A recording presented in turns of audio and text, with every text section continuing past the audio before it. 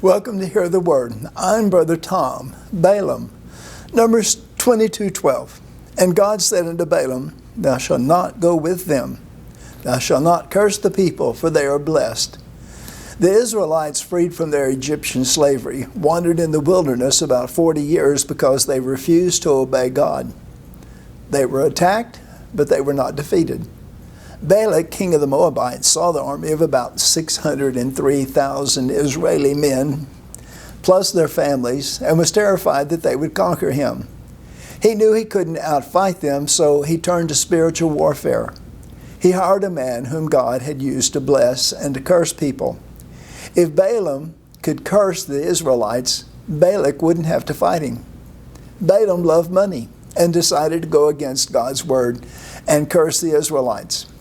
But God would not let him. Now, let's fast forward to our situation. Donald Trump was elected President of the United States. Years ago, the Lord convicted me to not vote for anyone who is pro-slaughter of unborn children. So I had to vote for the candidate who was against abortion. Now, Donald Trump has said things that made me cringe. A successful man of the world acts like a man of the world. America has a history of witchcraft. For perhaps the first time in American history, witches have united to curse their president. Says Breitbart, the spell also invokes evil on those who abet Trump, which would seem to appear to cover his staff and his political nominees and perhaps the millions who voted for him as well. Since witches are casting spells against President Trump, and perhaps those who voted for him, we are in the middle of spiritual warfare.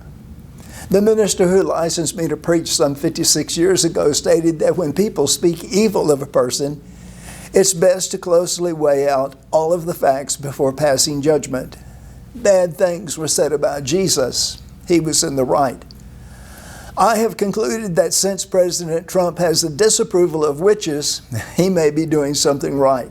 Far from perfect, he was still our president. We don't have to agree with everything he says or does, but if Satan is against him, he may be doing something right. King Cyrus conquered the Babylonians and encouraged the Jewish slaves to return to Jerusalem and to rebuild their temple. President Trump moved our U.S. Embassy from Tel Aviv to Jerusalem. Many Jewish people consider him a type of Cyrus. They even minted a half shekel imprinted with Cyrus and Trump on the face and the image of the third temple they want to build on the back of the coin. Like him or hate him, perhaps we can agree with this. Our country needs our Christian prayers. Blessings to you till next time. Bye for now.